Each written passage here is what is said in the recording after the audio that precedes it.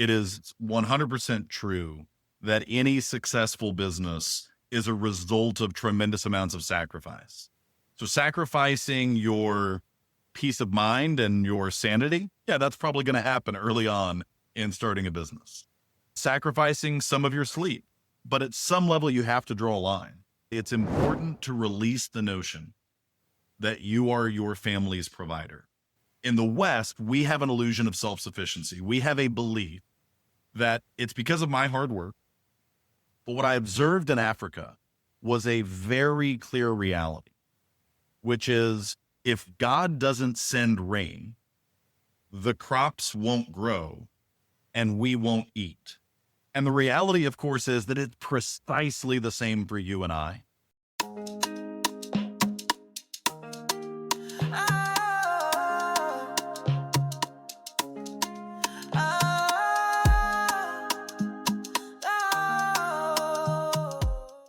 Welcome to the Entrepreneur's Kitchen. Today, I've got a very exciting guest for you. I've got Kyle Gabhart here.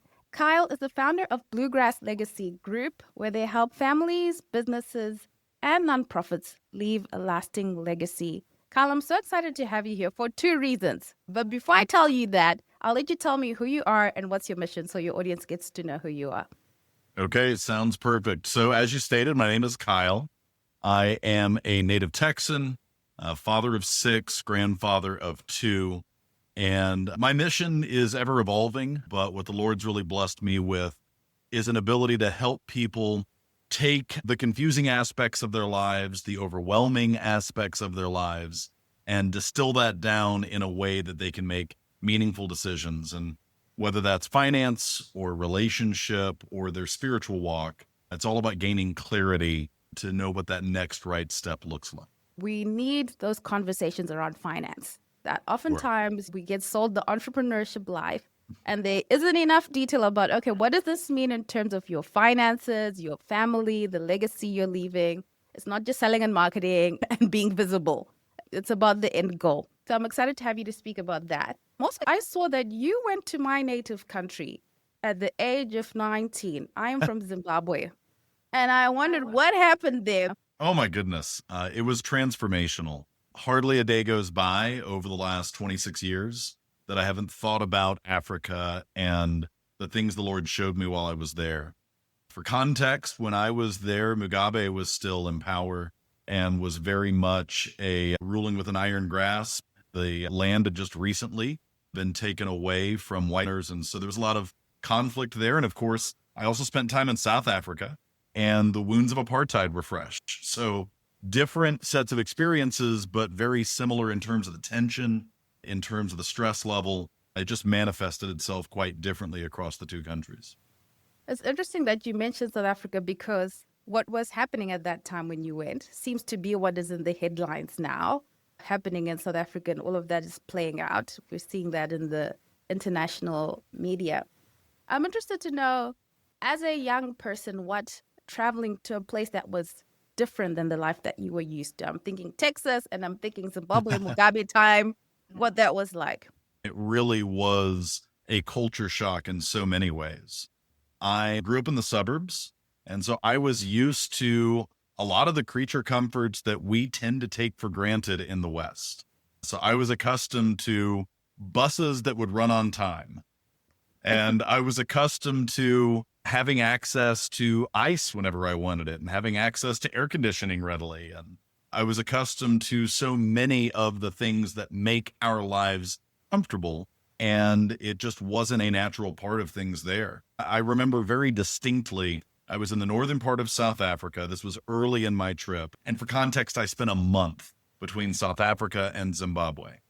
And it was the early part of the trip, and I went to what they called a farm, what we would more likely call a ranch. And it was just on the other side of the border. It was very close to Zimbabwe. And it was for me to spend a few days getting accustomed to the environment, to take some time doing some hiking and getting familiar with all of that. And there were some workers there on the farm that were very curious. And they were asking me so many questions about what they had heard about what America was like. And again, remember, this is the late 90s. So I don't know if this would still be as impressive for folks then, but at the time, it was still a magical concept to them. And one question in particular stood out. They said, do you really have a machine where you put clothes into it and it washes the clothes for you? It was flabbergasted. I was like, yes, we do. And it blew their mind. They couldn't imagine that you wouldn't just wash the clothes yourself. And so that was one tiny example, but it happened over and over. Just the stark contrast of that world versus what I knew to be as quote unquote normal. You know what? You learned a little bit about African time. You don't always need to be in a hurry. So true. The It's bus so is true. coming. You will get to where you're going and you'll have a good time talking to Yes. people. It's a different pace of life. It is. I spent many hours hanging out at bus stops, and I would even look and go, but there's a schedule. Like the bus is supposed to be, it'll get here when it gets here. Don't worry, Brother Kyle. The bus is on its way. African time was fascinating. In a similar vein, we would do a lot of hiking, though we also did some hitchhiking, which I didn't tell my mother about until I got home. And we also rode a train at one point. And then most interestingly, we took what they described as a bush taxi. Essentially, it was a donkey cart. So various forms of transportation, but hiking was a lot of it. And a really common refrain that would occur is I would ask my guide, Peter, are we there yet? Or are we almost there? Much like we might see children ask on a long car trip. And he would go, oh, it's just one more small mountain, Brother Kyle. 2 more small mountains, 1 more hill. We're nearly there. And we'd hike another half hour. And what I would count in my head as pretty sure we've gone over 3 of those and a couple of hills. And then I would ask again, yes, Brother Kyle, we're nearly there. 2 more small mountains, almost there, Brother Kyle. And so just the whole mindset about time and about distance was so different from the frenetic pace that we have in the West. There's been a lot that has changed with technology and the internet and people moving up and down more easily and air travel being cheaper. But Sure. one thing I can tell you, I was home in December and when we sat at the restaurant, she kept saying, she's like, why do we have to wait so long for the food? I'm like, they're cooking it from scratch. Okay. It's Yes. not a frozen meal. You're going to wait and you're just going to enjoy while you're waiting. And that's normal. Thank you for sharing that. Absolutely. So you talk about financial planning. Many entrepreneurs feel like in the beginning of the journey, either they need to sacrifice their personal financial life to start a business or the stability of their family in the pursuit of business. So I'm interested to know, because you're in both worlds, entrepreneurship, finances, what you would say to that early entrepreneur who's thinking with that frame of mind. It's such an important issue to address, and it is a really common trap to fall into. That at one level, it is 100% true that any successful business is a result of tremendous amounts of sacrifice. And so that is a reality. The key is you have to decide what you are and what you aren't willing to sacrifice. So sacrificing your peace of mind and your sanity, yeah, that's probably going to happen early on in starting a business. Sacrificing some of your sleep, that's probably going to happen early on. But at some level, you have to draw a line. You can't sacrifice precious moments that you won't get back, time with your family, significant things that are going on, life events that you need to be a part of, being fully present with them, can't sacrifice that. And so you have to make wise decisions about that. And certainly there's a give and take. When I've started businesses in the past, there was always an important conversation I would have with my wife about that decision and about the sacrifices I was preparing to make and the recognition of the impact it would have on the family. But at some level, that line has to be drawn to ensure that you don't allow it to completely consume you. Sometimes it's like the pursuit of a goal, no matter what. And I think it's never a healthy thing. I know sometimes people sell that kind of motivation drive in popular spaces. But at the end of the day, your life and the things that are important remain important. The things that only you can do remain things that only you can do. Now, I'm thinking about the person who's thinking, I'm starting the business. I'm thinking about drawing the line. How do I balance household budgeting and inconsistent business income? Something that would just help someone have a point of direction to think about that. I'm going to maybe take a step back. It's not perhaps the direct answer that someone might be hoping to receive, but I would say that it's important to release the notion that you are your family's provider. While it may in fact be true that you are the primary or perhaps even the only person working in the household to generate necessary income, it's crucial to realize that you aren't the source, that you aren't the provider. This is something that was really brought home for me in my time in Africa. And I talk in my most recent book, The Canteen, about this concept of an illusion of self-sufficiency. In the West, we have an illusion of self-sufficiency. We have a belief that it's because of my hard work, because of my sacrifice, it's because of my skill sets, because of my connections, because of how resourceful I am. That's why I am where I'm at today. That's why I have the money I have in the bank. That's why the direct deposit that happened in my bank account last week or earlier this month, it feels like it's a direct result of effort that we've made. And to a mild degree, that's true. But what I observed in Africa was a very clear reality, which is if God doesn't send rain, the crops won't grow and we won't eat. And the reality, of course, is that it's precisely the same for you and I. But because there's additional layers of indirection, we lose sight of God's role in it. And so what ends up happening is we miss the fact that God is reigning in our lives daily. He sends rain in the form of relationships, in the form of skills. He sends rain in the form of connections and in the form of opportunities. And so he is raining down in our lives daily. But because it's not as explicit and obvious that it's from him, then we delude ourselves into thinking that we're the source. Oh, thank you for those wise words. As you go around the continent, the African continent, even 20 years back when things were not so good, there's a joy and a happiness that people have. And I think a lot of that comes from that, what you just mentioned, that realizing that you are not the source of things. And when you try to misappropriate yourself as the source of things, it's too heavy. A lot of misery, a lot of frustration, all those things come into the way you do things. You mentioned that for those entrepreneurs who are married, you must discuss that these are the financial issues that pertain to being a business owner, what that looks like, and how that's going to play out in your family relationship. I know you and your wife do a lot of work with people building healthy marriages. In terms of entrepreneurship and that communication with the spouse around the issues of money. It's so important, and it manifests itself in a couple of ways.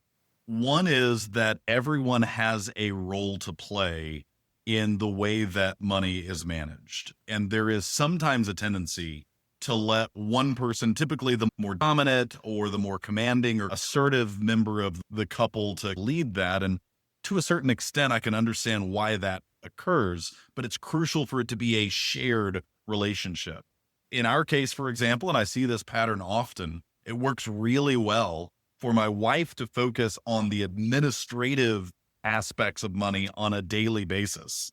And it's me focused then on the strategic side of money as I'm building and growing and moving and achieving things for the household as a whole. And so that works well for us to have that dual relationship and responsibility around money.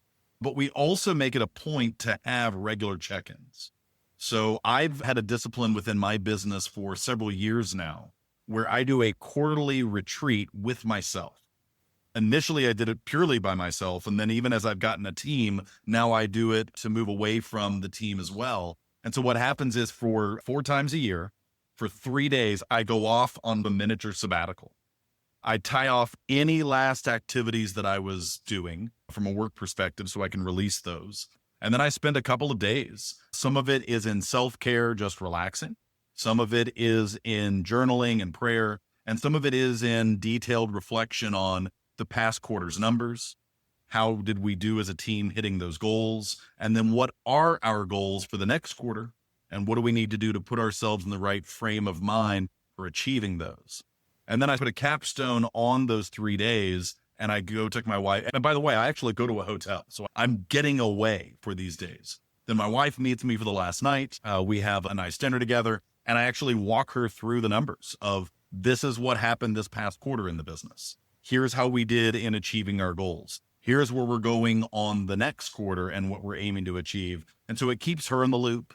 It gives her an opportunity to communicate any perspective or insight she might have. And then on the following Monday, I do a presentation to the team to bring them up to speed on the past quarter, as well as what we're looking forward to the next one.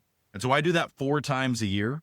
It helps me to not only tune the business goals, but also my personal goals. And then I do a more extended one once a year and incorporate the team in that particular retreat on the annual side of it. Thank you for sharing that practice. The people who will listen to this will really benefit from that, because I've seen really tragic things because the dominant person in terms of finances is not communicating, the business is not doing well. The other party is spending as if the business is doing well. The other party doesn't have the guts to tell the other person that, hey, things have changed. But that continuous communication about money, making that the norm, about what's happening. How did you stumble? You didn't stumble upon this. Your experience led you to all these findings. And I'm interested to know that because it's a lot of wisdom, and I'm wondering, how did this all come to be? Yeah, no, you're exactly right. Any good idea I think I've ever had, I stole from someone else or from a couple of different places. In this case, this practice is a blend of things that I learned from EOS, the Entrepreneurial Operating System, as well as Strategic Coach, which is a high-level coaching program for entrepreneurs that I was a part of for several years. And so with Strategic Coach in particular, there was a practice of going on a retreat. So I would hop on an airplane and I would fly to California, and I would spend 3 days there in getting my mind right, as well as going through a workshop and reflecting on the past quarter, the next quarter, and so on. After getting in that discipline for a while, I then wove in EOS, which has a concept of quarterly rocks, which are those big rocks that you're going to focus on, and is about aligning the team around those items that you're going to focus on. And so then after I'd done that for a while, then it really just became a matter of going, okay, I don't have to get on an airplane and go to California. I don't have to be in a room full of other entrepreneurs in order to continue this practice. I love the principle. I love the cadence of it. I love the things I've learned from it. I can do it right here in my own backyard. And so I just started going to a hotel nearby and creating my own miniature retreat. And then it was a simple addition of my own to go, if I'm doing this anyway, and to your earlier question, I want to integrate my spouse more in what's going on in the business. It seemed like a natural opportunity to invite her in at the end of that, where we could celebrate together. And I could also give her a very real look at how things have gone and how I expect they're going to go as we continue to build that vision of the business together. Such a powerful practice. And I can see how it takes that, it's my thing, it's my business away and it becomes the family thing. That's really important. I love that you said it that way. I want to build on it for a moment. I have really made it intentional over the last few years to talk about we and our with respect to the business, and encourage Tammy, my wife, to think of it as our business, even though on a day-to-day basis she isn't involved in it. And I've noticed now, really probably in the last year, that it's gone into her language as well. And so when people ask what I do or what we do for a living, she'll say, we own a business. We own a wealth management practice. And she'll talk about it in terms of our team members, our employees, our office. And so it's really exciting to see her embrace that perspective as well. That's wonderful. I think someone who's listening at this point could just be like, I've heard enough. This is good enough. I can take this away. But keep listening. So thank you so much for that. Now, I know you've got a new book. I think, is it coming out in the summer or it's just come out, The Canteen? Great. Yeah. So it's The Canteen, and it is officially released in August 2025, August 12th. But it's already right now on Barnes & Noble, available for pre-order. Tell us the premise of the book and what people can look forward to in The Canteen. You bet.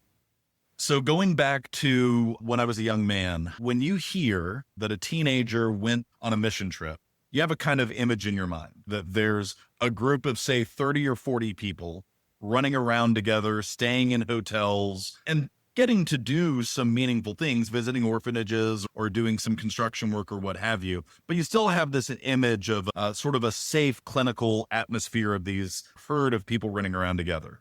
My experience was dramatically different. It was myself and a native translator backpacking into remote villages sharing the gospel. The first night I was in the bush, the elder of that village was talking through Peter, through my translator, and sharing in a casual fashion, the same way that you and I are talking right now, that elephants are trampling their crops. Whatever the elephants leave, hordes of ants are demolishing. And 6 weeks prior, his nephew had gotten too close to the river and a crocodile had snatched him. And that was normal everyday life for them. And so it was a raw and real encounter with the elements and with my own faith that transformed my life. And so while I was there, I kept a journal. Every single day I wrote in it. I also took pictures. And when I say I took pictures, I mean that when I came home, I had film. I dropped it off at Eckerd's. I waited a couple of days till it was developed. I have photos. And so the book weaves together stories, journal entries, photos, and incorporates scripture and describes lessons the Lord showed me while I was there that still impact who I am today, 25, 26 years later. And there's opportunities within the book for people to explore that journey for themselves and see where the Lord wants them to go next. Sounds amazing. Thank you for sharing that with us. When you mentioned coming into contact with the elements, I said, everyone who says they love nature has never been bitten by anything. Indeed. It's an interesting perspective, and I think it'll really bless people. I know you speak a lot about legacy. Even in the startup phase, or people who are starting businesses, what would you say to them about thinking about legacy? The most significant thing that I think is important for people to understand about legacy is that it's something that you are actively building right now, in contrast to how most people think of it. I have frequent opportunities to speak in front of audiences, and I'll ask them, what does the word legacy mean to you? And by far and away, the most common answer I get is, legacy is something you leave behind. While I appreciate that that's a perspective, and there is certainly truth to that, if legacy is something you leave behind, then what that means is you don't have an opportunity to influence it because you're just going to toss it over your shoulder, hope the next generation catches it and knows what to do with it. But when you shift your thinking from leaving a legacy to living one, then you begin to realize that the decisions you make with your time every day, the way that you apply your talents every week, and how you engage with the people and the community that God has placed you in is your opportunity right now to build and live a legacy and teach that next generation, mentor that next generation on how to carry it well. So well said. Children especially, they will do what you did, not what you said, not what you wrote. That's right. And as Christians, we know nothing is a coincidence. Everything, every person you encounter, every place you find yourself, none of it is a coincidence. It's part of you living that legacy, like you said. Wow, very powerful. Now, for those who are thinking, okay, I'm trying to think about my finances in a healthy way, create some financial habits. People always want the tactical things. You know that, Kyle. Maybe you can share 3 financial habits that someone should put into practice as an early entrepreneur to get on the right track. Yeah, no, I love that question. So the first thing that I would say is it's really important that you focus on giving your money a job, giving it a place to go and something to do, rather than waiting at the end to see what's left over. And this is particularly relevant for entrepreneurs because generally speaking, the nature of a business that one would build is likely going to lead to variable income, at least at the beginning, if not throughout the duration of your time as an entrepreneur, right? The fact that you receive the profits after anything the business has built necessarily leads itself to variability. The trouble with that is if you're operating off of a fixed mindset about money, then you can easily run into the scenario of, I need to do A, B, and C. And if there's anything left over, then and insert whatever the answer might be, then I'll tithe, then I'll save, then I'll invest, then I'll put money towards growing the business further. And the trouble, of course, is that all of those things are crucial. What you need to do instead is front load your budget with non-negotiables. More often than not, my recommendation is going to be those non-negotiables are percentage based. A percentage that you give back to the Lord, a percentage that you save and invest, a percentage that you put towards growing the business further or growing yourself professionally. It's got to be percentages, because as soon as it's absolute figures, it's going to fall apart with the fluctuation and variations in your funds. And so putting those as the first priority is essential in proper prioritization. And scripture is pretty clear about first fruits anyhow. But I'm just suggesting to you that there are other fruits similar to giving back to the Lord that are equally important to front load or prioritize. And then to the extent that you have funds left over after, then you can start doing things that are fun. Then you can start doing things that you would enjoy and be able to really reward yourself for all of that hard work. But you've got to front load those essential priorities. So that would be the first thing I would say. The second thing that I would say is that there is absolutely no scriptural evidence I can find anywhere of the notion of retirement. I do not mean by that you have to die at your desk. I do mean that if you have blood pumping through your veins and oxygen in your lungs, the Lord's not done with you and there's work for you to do. Now, that may or may not mean that you need to go generate an income, but it certainly means that you need to be active and you need to be putting your talents to work. I've looked all through scripture. I've only found one example of retirement, and that is Moses, who had two careers. His first was 40 years as a shepherd. His second career was 40 years as a leader of the children of Israel out of the Exodus, through the wandering, all the way up to the promised land. After his second 40-year career, he had to train his successor, Joshua. After he did that, the Lord finally gave him a sabbatical. And his sabbatical was, you get to climb this mountain, you get to see the promised land, and then die. Priscilla, that's the only example I've ever seen of retirement. And so it's important to frame our minds around that and understand that the Lord and the kingdom has work for us to do. And the notion that society encourages us to do, to pile up money so that we can one day do nothing, is foolish and wasteful.